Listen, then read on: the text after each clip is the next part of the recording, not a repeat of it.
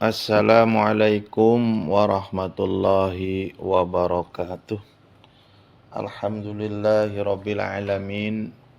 Allahumma shalli ala sayyidina Muhammad wa ala ali sayyidina Muhammad. Para pecinta ngaji online yang dirahmati Allah, baiklah pada kesempatan ini kita akan coba teman-teman mengkaji tentang bid'ah dengan pendekatan ilmu usul fikihnya.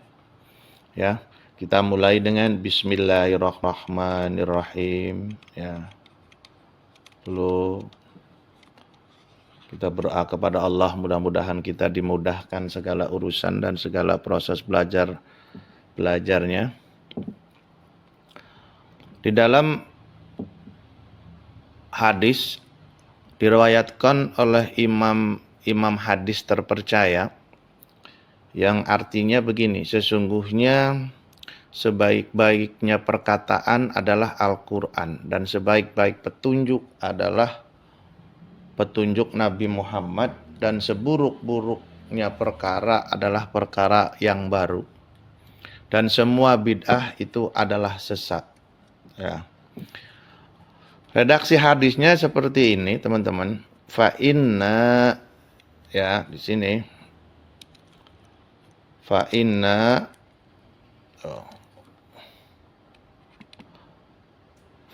khairal hadis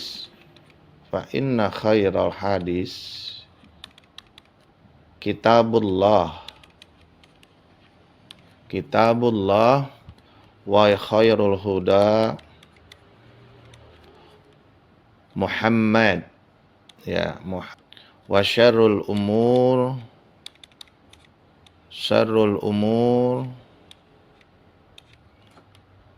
muhadatsatuha wa kullu bid'ah dhalalah. Nah, ini redaksi hadisnya yang tadi saya ulang, artinya sesungguhnya sebaik-baik perkataan adalah Al-Quran dan sebaik-baik petunjuk adalah Nabi Muhammad, petunjuk Nabi Muhammad, dan seburuk-buruk perkara adalah perkara-perkara yang baru, ya, perkara yang baru, dan wa kullu bid'ah dhalalah, dan semua bid'ah adalah sesat. Nah, ini redaksi hadisnya seperti ini. Dalam riwayat Imam Nasai Baihaqi ada tambahan redaksinya yang ada tambahnya kalimatnya seperti ini. Wa kullu bid'ah dhalalah wa kullu dhalalah finnar. Ini redaksi di tempat lain, ya. Wa kullu dhalalah finnar. Dan setiap kesesatan tempatnya di neraka. Nah, Abu Dawud dan Tirmidzi meriwayatkan hadis serupa yang artinya begini, jauhilah perkara-perkara baru sebab sesungguhnya setiap bid'ah itu sesat. Itu hadis riwayat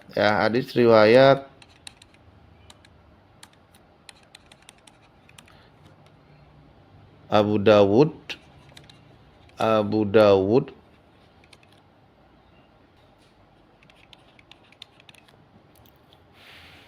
Tadi artinya jauhilah perkara-perkara baru sebab sesungguhnya setiap bid'ah itu adalah sesat.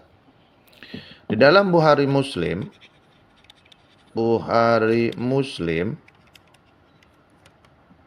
juga meriwayatkan hadis yang bunyi hadisnya seperti ini. Man ahdasa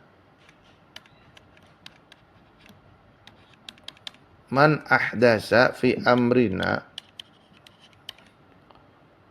hadza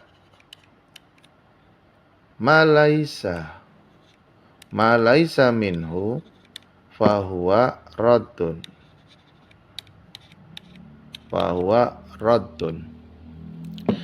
Yang artinya siapa saja mengadakan perkara baru fi amrina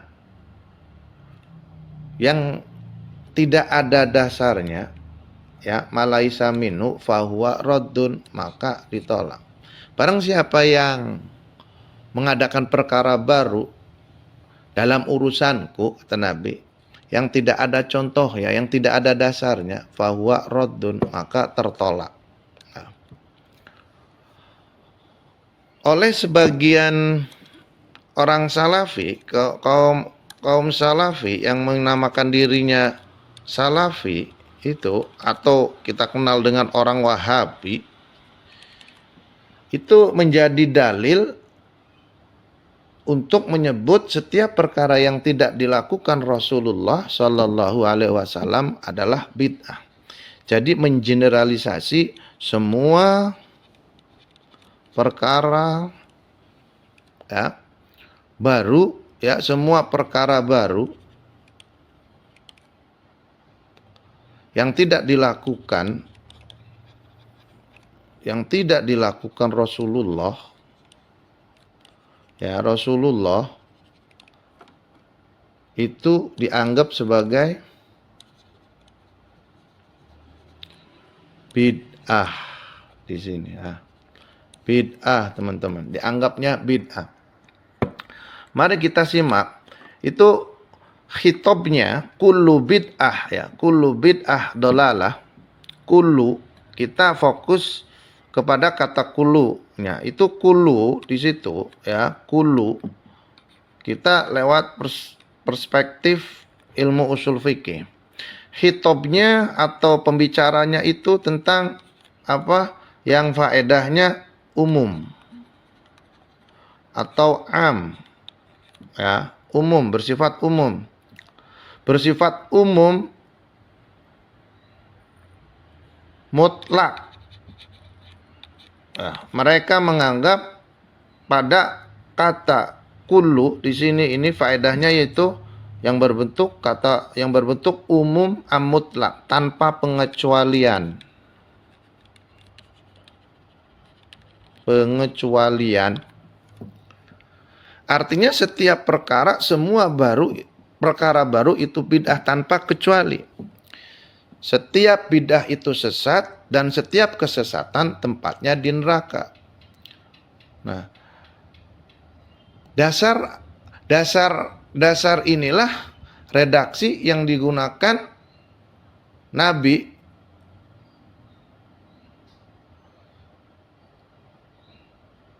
kullu artinya setiap sesuatu, semuanya tanpa kecuali. Hal-hal yang bersifat agama dan ritual yang dilakukan tanpa contoh dari Nabi itu berarti bid'ah.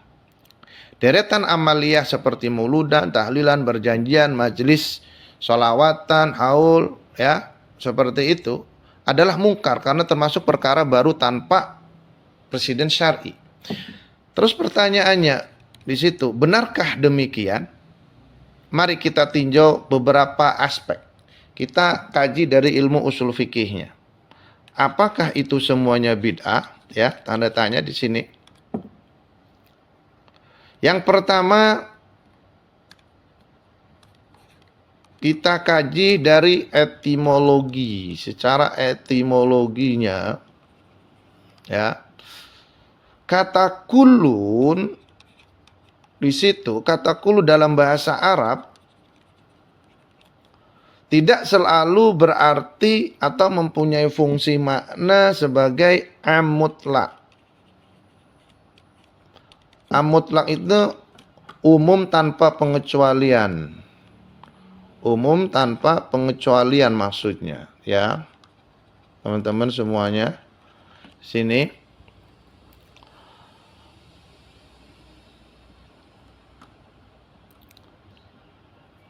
Kata kulun, ya, kata kulun kadang-kadang secara bahasa Arab juga maknanya am bimahsus. Am bimahsus. Bimahsus.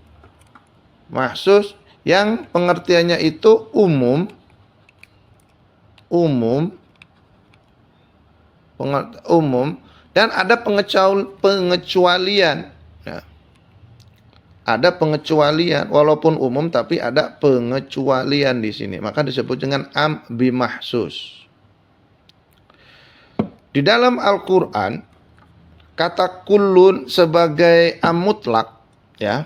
Di dalam Al-Qur'an dalam Al-Qur'an ada contoh misalnya disebut dalam ayat surat Az-Zumar ya, ayat 62, itu kullun makna di situ adalah kullun yang berfaedahnya mutlak, yang bunyinya Allahu khaliqun.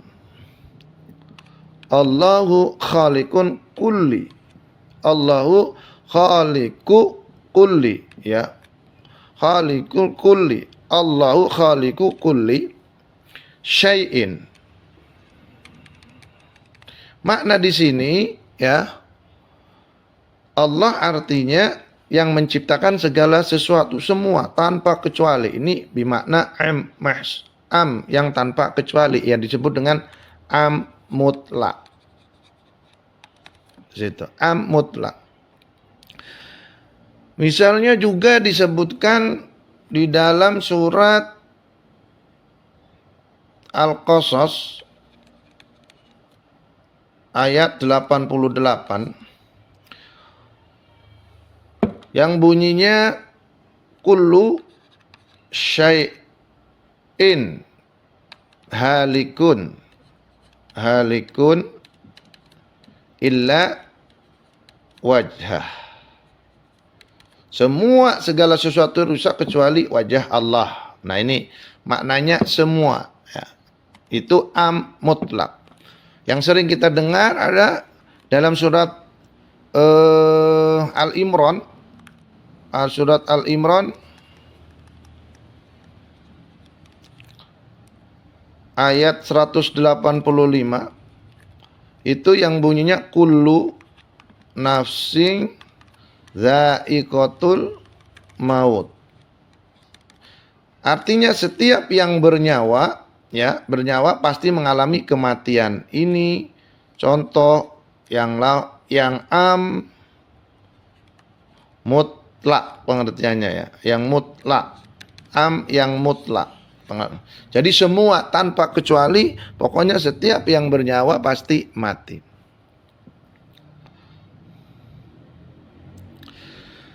Tapi sebaliknya teman-teman, ya, sebaliknya ada, ya, sebaliknya ada itu kulun, ya, kulun. Jadi kita bagi dua, ada kulun di sini, ya, ada kulun. Kulun di sini dibagi dua, tadi yang am mutlak, ada am mahsus, ya, tadi.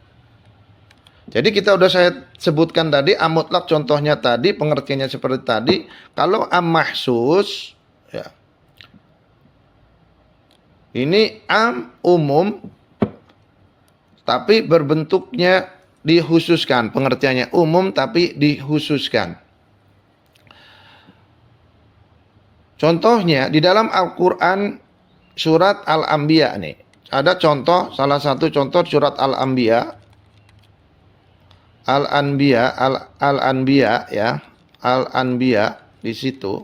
Surat Al-Anbiya ayat 30. Itu yang bunyinya begini, waja'alna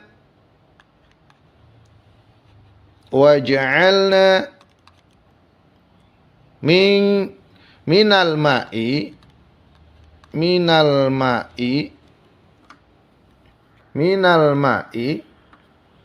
kulla syai'in hayyun.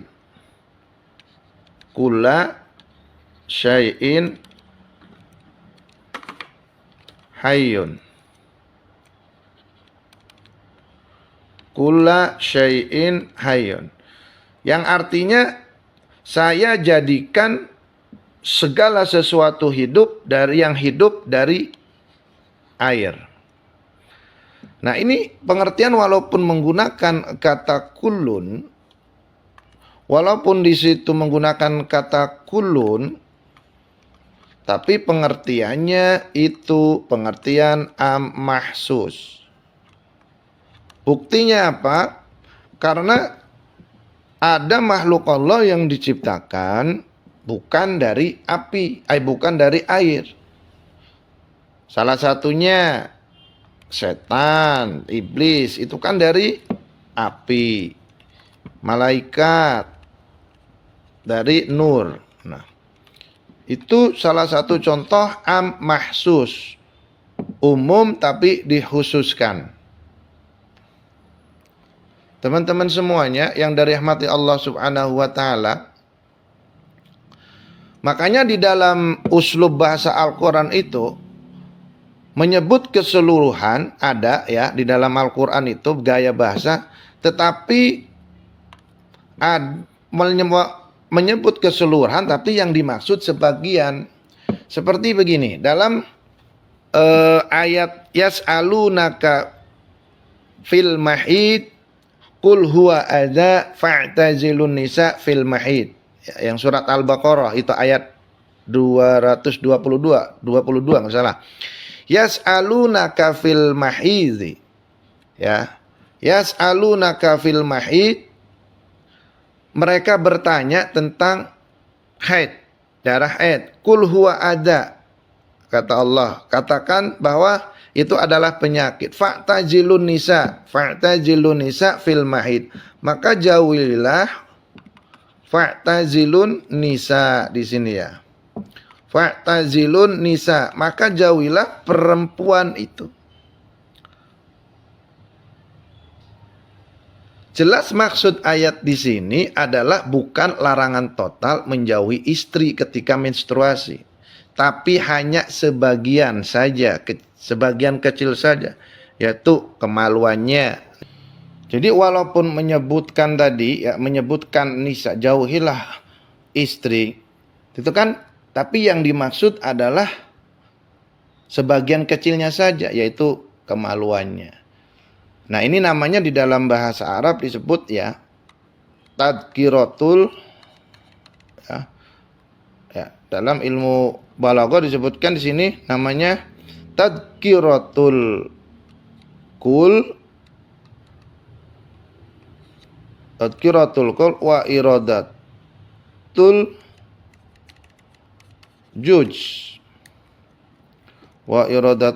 juj.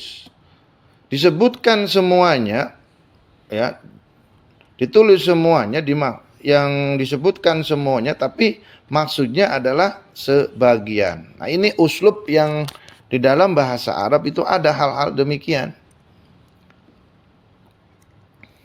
Ya, teman-teman semuanya, seperti inilah usul-usul yang ada di dalam Al-Qur'an. Makanya kita harus paham.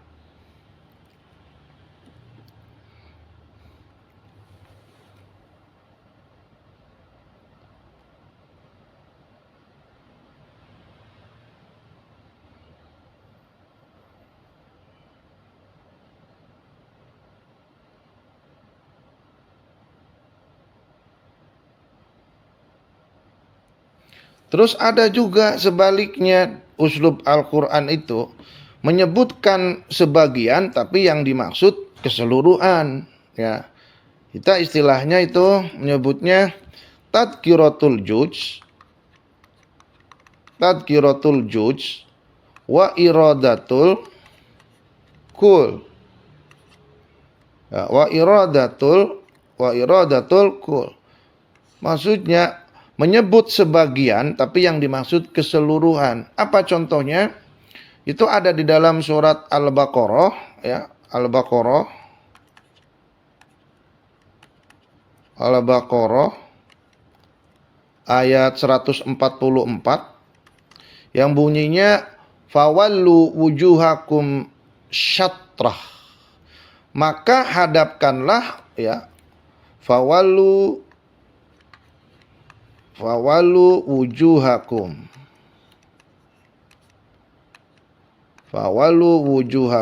syatrah. Maka hadapkanlah wajah kamu ke sisinya. Nah, yang dimaksud oleh Allah adalah bukan hanya wajahnya, tetapi semua anggota badannya di sini. Dari ujung kepala sampai ujung kaki untuk menghadap, tidak hanya wajahnya. Makanya saya ulang lagi, ini uslub yang di dalam Al-Qur'an, gaya bahasa ya, maka yang dimaksud tadkiratul juj wa iradatul ku. menyebut sebagian, tapi yang dimaksud adalah keseluruhan. Itu teman-teman semua ya, mudah-mudahan bisa dipahami.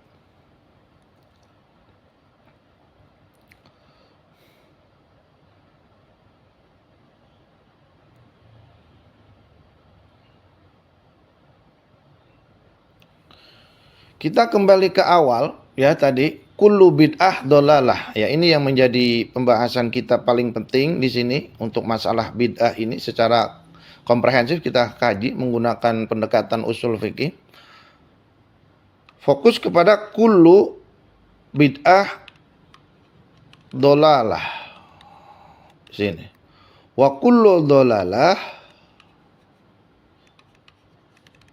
finnar.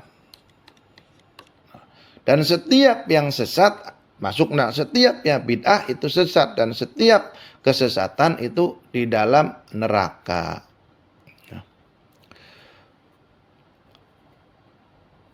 Jadi kalau kita mengacu pada pengertian kullu tadi, ya, kita memfaedahkan, memfungsikan kulunya itu jangan kulu mutlak. Tapi kulunnya menjadi kulun mahsus. Semua bid'ah adalah sesat, setiap kesesatan masuk neraka. Nah, di sini kita menggunakan kulun ini jangan menggunakan amutlah faedahnya, tapi mahsus, semua tapi dikecualikan.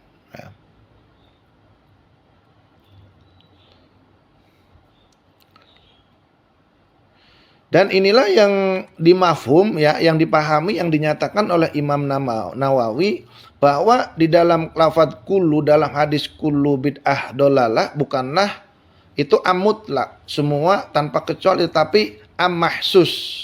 Itu kita dasarnya dalam lihat Sahih Muslim ya. Lihat Sahih Muslim bisyarah Imam Nawawi ya, cetakan Beirut yang dicetak pada tahun 1930, itu juz 6 halaman 154 kalau nggak salah.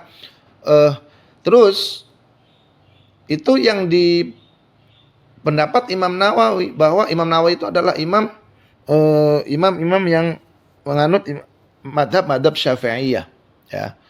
Dan imam yang terkenal, mempunyai karya-karya terbanyak ya. Itu imam-imam yang beraliran imam bermadhab Imam Syafi'i. Berpendapat bahwa kullu di situ memilih kullu yang bermakna bukan yang mutlak. Terus tadi secara etimologi yang sekarang kita kaji yang kedua, masalah bid'ah ini kita kaji secara substansialnya. Substansialnya ya. Secara substansialnya, perkara apakah di dalam teks hadis man ahdasa fi amrina hadza yang dilarang untuk dibid'ahi. Apakah semua perkara, semua hal yang tidak dilakukan Rasulullah atau tidak ada pada zamannya dihukumi bid'ah? Secara logika begini, itu pasti tidak mungkin. Rasulullah hidup dalam ruang dan waktu yang berbeda, kurun dan budayanya dengan kita. Jika semua yang tidak dilakukan Rasulullah disebut bid'ah, sebagian besar aktivitas manusia modern adalah bid'ah. Hal-hal baik seperti dakwah melalui TV, radio, internet, aplikasi ponsel, alat pengeras suara, ya, imam sholat, itu semua adalah bid'ah. Jadi yang dimaksud perkara amr ya, jamaknya umur, itu di situ menurut Imam Ibnu Hajar Asy-Syaqqalani maksudnya adalah umuruddin. Yang tadi saya sebutkan tadi hadisnya, kita fokus tadi hadis man ahdasa fi amrina tadi, fi amrina hadza. Yang dimaksud amrina di sini adalah amruddin. Kata Imam Asy-Syaqqalani, amruddin. Jadi urusan agama, yang ada kaitannya dengan agama. Berupa pokok-pokok hukum syarah mencakup perintah dan larangan. Itu bisa kita lihat pendapat beliau di dalam Fathul Bari ya. Kalau salah Fathul Bari, di situ kitab Fathul Bari. Fathul Bari halaman juz 7 itu kan. Juz 7 itu juz 7 halaman 231. Itu memaknai dari man ahdasa fi amrina hadza. Jadi amrinanya itu urusan agama yang dimaksud oleh hadis itu menurut Imam Asy-Syakalani. Terus kan perkara pokok agama ya, perkara pokok agama yang disebut dengan jadi ad-din di sini ya, perkara pokok agama, kalau ad-din atau agama ya, itu kita bagi secara dasarnya ada usuluddin. Jadi mencakup pokok agama. Pokok agama di sini. Nah, kita harus bisa membedakan. Ini juga mencakup ada dua nih, usul akidah ya. Akidah sama usul syariah.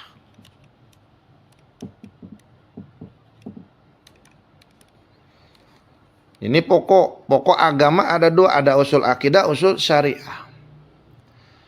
Jadi usul akidah ini contohnya rukun iman ya. Rukun iman, sedangkan usul syariah ini ada di sini ya, tadi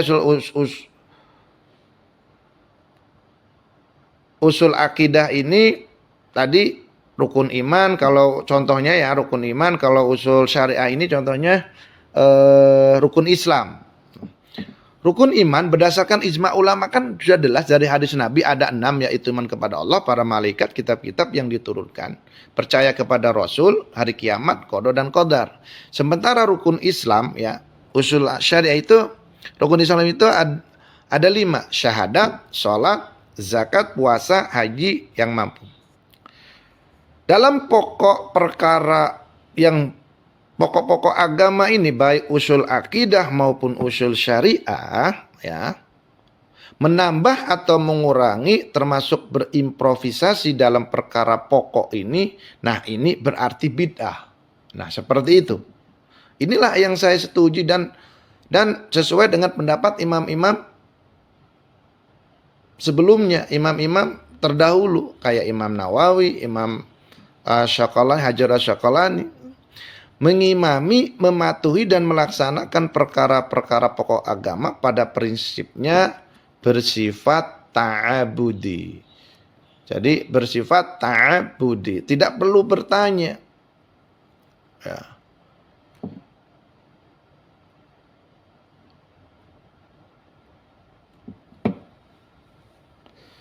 Tidak perlu bertanya.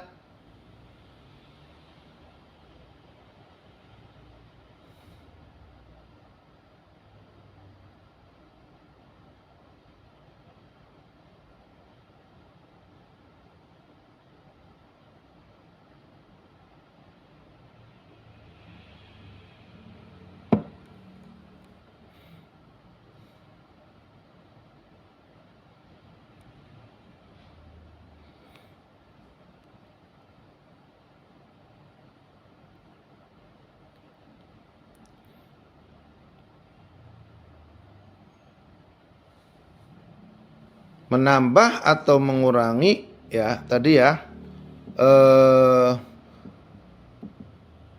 tidak perlu bertanya kenapa sholat duhur itu 4 rakaat, sholat subuh itu 2 rakaat, ya, ikuti saja karena bersifat ta'abudi, tidak perlu bertanya. Tidak usah menambah 2 syahadat dengan embel-embel lain, tidak perlu ngayal kenapa haji harus di kota Mekah. Tidak perlu kritis kenapa puasa mulai fajar sampai maghrib, bukan sebaliknya. Itu hal-hal yang nggak perlu ditanyakan karena itu bersifatnya sudah ya ini ya, bersifat sudah usul tadi ya. Agama tadi udah bersifat usuluddin, pokok-pokok agama nih tadi. Tadi udah di pokok agama dibagi tadi dua ya, usul akidah sama usul syariah. Yang ada kaitannya dengan usul akidah, pokok-pokok usul syariah itu tidak boleh dipertanyakan kembali. Karena itu sudah jelas. Harus bersifat ta'abudi ya, ta'abudi itu harus sesuai apa yang petunjuk Allah yang di dalam Al-Quran dan petunjuk yang ada di dalam hadis Nabi Shallallahu Alaihi Wasallam, tidak bisa dan kita tidak boleh menambahi ataupun mengurangi.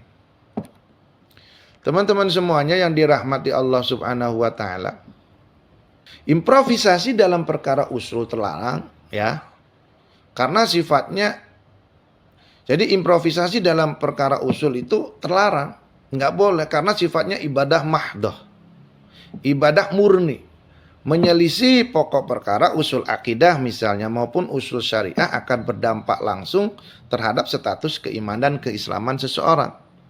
Mengingkari misalnya keberadaan malaikat, rasul, kitab-kitab, itu akan menentukan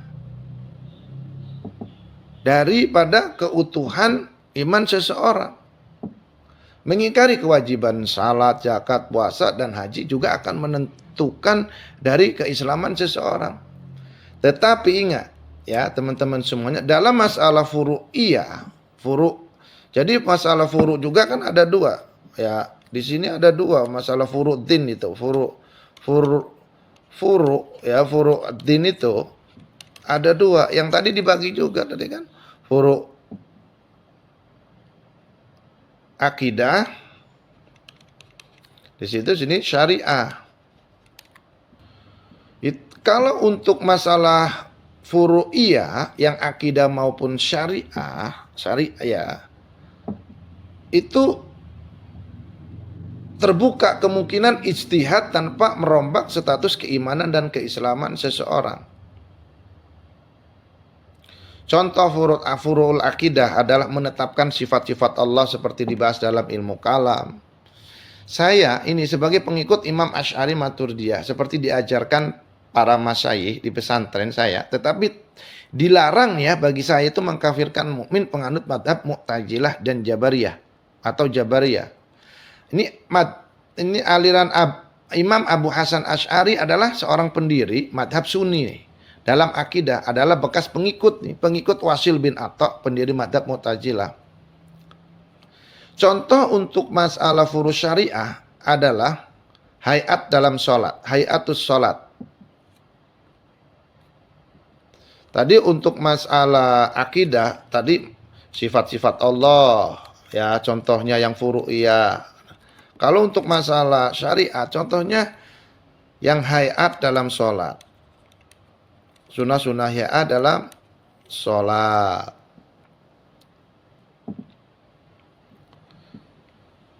Yang berbeda pendapat di kalangan para ulama seperti baca Fatihah dengan bismillah ya. Ada yang jahar, ada yang sir, subuh dengan kunut atau tidak, posisi tangan sedekat atau tidak, maka kaki harus mepet dalam saf atau tidak, bilangan salat tarawih, begitu juga manasik haji. Itu semua adalah perkara furu'.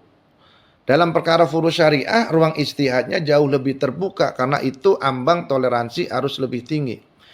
Imam Haramain Al-Juwaini, guru Imam Al-Ghazali, menyatakan sebagian besar hukum agama syariah itu lahir kebanyakan dari ijtihad ya. Seperti perkataan beliau, inna mu'zamas syariah syadara minal ijtihad. Mengapa? Karena usul syariah itu sedikit, selebihnya adalah perkara-perkara furu' yang bersifat ijtihadiyah. Dalam perkara furu' inilah lahir madhab-madhab fikih ribuan ya, begitu banyak. Tapi kemudian terseleksi oleh zamannya ke dalam 4 madhab. Yang kita kenal sekarang itu ada 4 madhab. 1 Imam madhab Maliki di sini. 2 Hanafi. Terus Syafi'i. 4 Hambali. Bali, ya. Di dalam ibadah mahdoh, ya, karena ibadah itu kita harus bisa membedakan. Sebenarnya ibadah itu kita supaya jangan tertukar, supaya jangan terkeliru. Jadi ibadah itu akan ada dua tuh. Ibadah mahdoh, ada goir mahdoh. Di sini ya, ada goir mahdoh. Yang artinya mahdoh ini adalah murni. Yang ini mahdoh artinya murni. Jika dalam ibadah mahdoh yang saya sebutkan tadi itu harusnya bersifat ta'abudi, tidak boleh ada improvisasi dalam ibadah mahdoh. Dalam ibadah goir mahdoh justru terbuka terhadap inovasi, tidak ada bid'ah. Dalam pengertian kullu bid'ah dolalah ya. Dalam ibadah goir mahdoh. Ibadah goir mahdoh ini adalah seluruh amalan manusia yang dinilai karena niat dan elatnya. Elat adalah faktor yang menentukan hukum. Sebagaimana kan kaidah usul fikihnya al-hukmu ya. Al-hukmu yadurru ya. Di sini ada kaidahnya kalau yang ada kaitannya dengan ibadah ghair mahdoh itu al-hukmu yadurru ma'a elatihi wujudan wa adaman. Jadi ukurannya itu elat adalah maslahat dan midaratnya. Kesalahan pokok kaum orang Salafi Wahabi ini adalah ketidakmampuan mereka membedakan yang mana yang usul dan mana yang furu, mana ibadah mahdoh dan mana ibadah yang ghair mahdoh. Semua dianggap ibadah mahdoh, karena itu harus ada dalil petunjuknya persis dari Rasulullah. Mereka menolak muludan, tahlilan, yasinan, haul, sholawatan persis karena tidak dicontohkan oleh Rasulullah. Sementara hukum ya, sementara ada Imam Al-Ishaq Asy-Syatibi menyatakan hukum asal ibadah mahdoh adalah ta'abud dan mengiringi nas. Ya. Sementara hukum asal adat ibadah ghair mahdoh adalah mencari alat dan kias. Lihat di karangan Imam Ishaq Asy-Syatibi itu ya. Al-Muwafaq fil Ushul Syariah itu judul kitabnya. Maksudnya begini, adat selagi tidak bertentangan dengan nas ya, selama tidak bertentangan dengan nas itu dibenarkan tergantung alatnya. Ini berlaku untuk semua hal, muludan, tahlilan, yasinan, aul, salawatan, bukan ibadah mahdoh. Karena itu berlaku kaidah niat dan elat.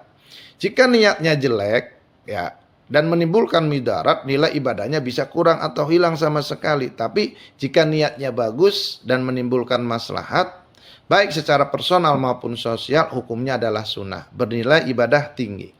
Misalnya memakai jubah dan sorban ya. Teman-teman, jika niatnya mengikuti Rasulullah, bisa bernilai ibadah. Tapi jika murni karena budaya, hukumnya mubah.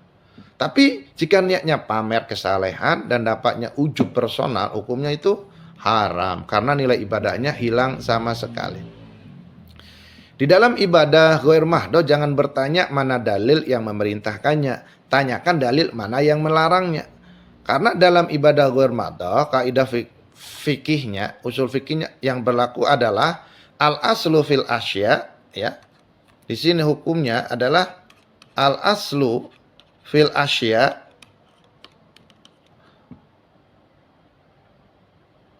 ibahah al-ibahah hatta yadullu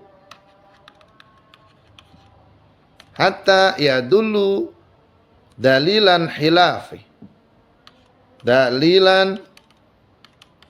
hilafi di sini. Hukum asal sesuatu adalah boleh sampai ada dalil yang melarangnya.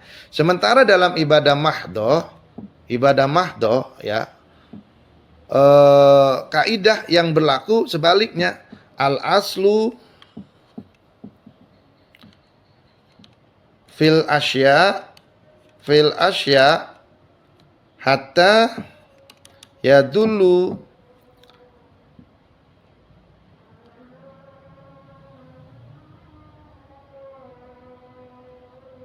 Al-aslu fil asya at-tahrim. At-tahrim ya.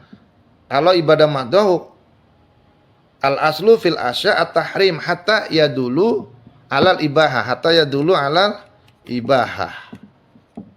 Nah ini untuk yang ibadah mahdoh. Jika ada orang bertanya mana dalil yang memerintahkan muludan, tidak usah sibuk buka-buka kita mencari justifikasi dalil, tanyakan balik mana dalil yang melarangnya. Jika ada orang yang bertanya mana dalil yang memerintahkan tahlilan, tidak usah sibuk buka kitab mencari referensi, tanyakan balik mana dalil yang melarangnya. Ujung-ujungnya pastikan akan kembali kepada kias, mencari padanan dalil, karena dalil syarih baik yang memerintahkan maupun melarangnya sama-sama tidak ada ya. Untuk masalah bid'ah ini kita sebenarnya fokus lebih cenderungnya tadi itu kesimpulannya lebih cenderung kepada lafadz ya, kullu bid'ah di sini ya. Kullu bid'ah hadis itu dolalah. Yang kita kaji secara tadi itu secara luas itu masalah kulunya di sini. Karena kulu ya, kulu di situ itu kan ada pengertian faedahnya mengandung am mutlak, ada am mahsus di situ. Ada umum yang benar-benar umum keseluruhan, ada umum yang dikecualikan. Orang-orang salafi ini lebih cenderung ke sini. Jadi pokoknya semua bid'ah itu adalah sesat. Tapi kalau kita ya di sini itu kita lebih cenderung kepada yang namanya kulunya ini faedahnya kullu mahsus, am mahsus. Walaupun umum tapi dikecualikan. Makanya orang-orang salafi di sini lebih tidak bisa membedakan ya, harus membedakan mana ibadah mahdoh dan ibadah ghair mahdoh. Harusnya tadi itu bisa membedakan, orang-orang salafi ini membedakan. Jadi kan kita tahu bahwa yang namanya ibadah itu kan ada ibadah mahdoh, ada ghair mahdoh.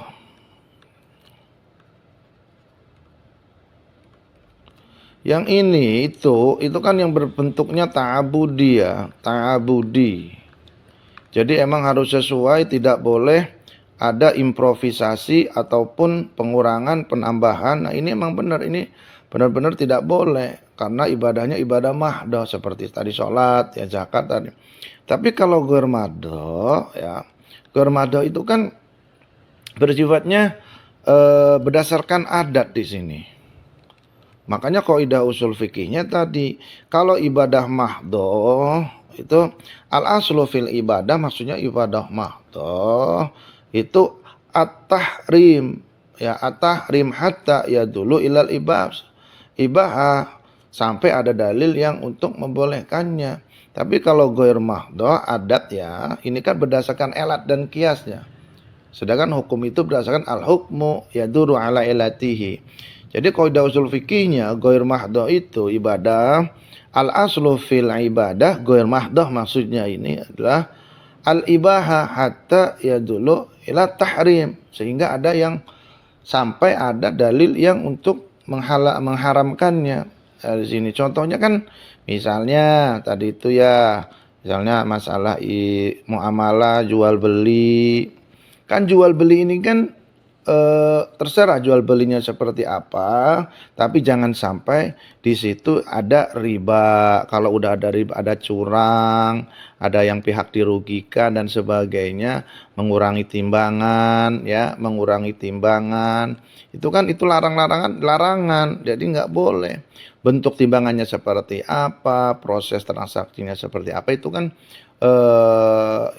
kita yang lebih tahu ya, budaya kita yang lebih tahu ya, adat seperti apa yang sering kita lakukan. Karena jangankan beda negara, beda daerah aja, satu kota atau satu provinsi juga kadang-kadang ada beda untuk proses budaya jual beli seperti ini. Nah inilah yang kita maksud dengan ibadah ghair mahdoh, sehingga akan memberikan kesimpulan tadi ya, itu karena Kulu ya, kulu tadi ya, kulu kata kulu di situ yang tadi kalimat bid'ah dolalah.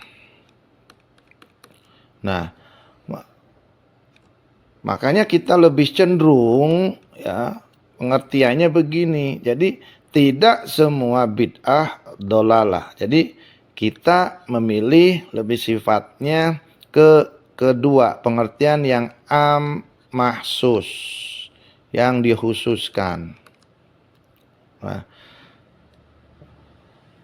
karena ini seperti pendapat kalangan imam-imam ya, imam-imam Syafi'iyah ya, yang berpaham imam-imam Syafi'i itu bermadhab Syafi'i itu lebih cenderung bahwa yang namanya bid'ah itu kan ada beberapa macam, ada bid'ah yang wajib, bid'ah yang sunnah, bahkan ada bid'ah yang haram juga lah, benar ada, tergantung kepada elatnya. Ya, tergantung kepada elatnya. Maka kesimpulan di sini ya kullu bid'ah dolalah. Ya. Contoh aja ya, contohnya begini. Kenapa saya memaknai kullu ini sebagai umum tapi dikhususkan? Karena tidak semua itu benar-benar nggak ada yang nggak dikecualikan. Pasti ada semua itu yang terkecualikan. Misalnya begini, contoh bahasa Indonesianya. Contoh ya. Oke, begini. Orang naik kereta ya, orang naik kereta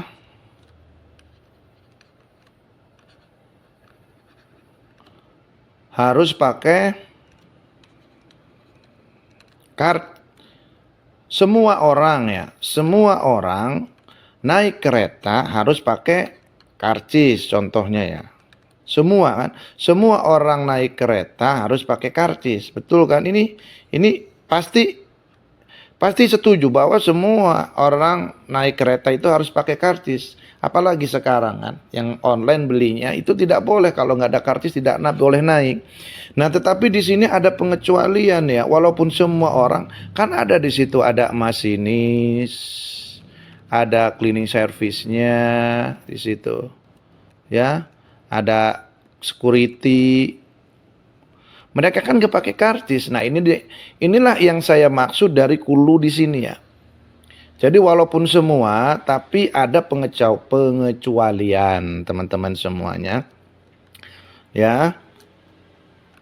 Makanya ketika ada kullu bid'ah dolalah, maka bid'ah di sini, kullu di sini ya, kullu bid'ah itu bisa mengandung atau meliputi ada bid'ah hasanah, ada bid'ah sayyi'ah. Ya, lebih pendeknya beginilah, ada bid'ah yang bagus, ada yang jelek. Nah, maka di sini karena makna kullu di sini bukan makna kullu secara mutlak am.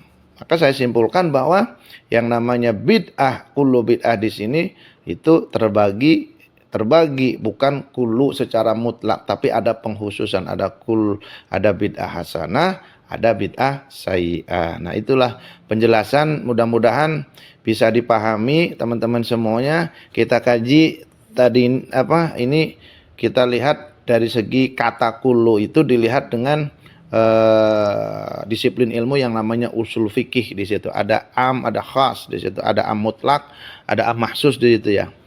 Oke, terima kasih atas perhatiannya. Maaf atas kekurangannya dan kesalahannya, kehilafannya.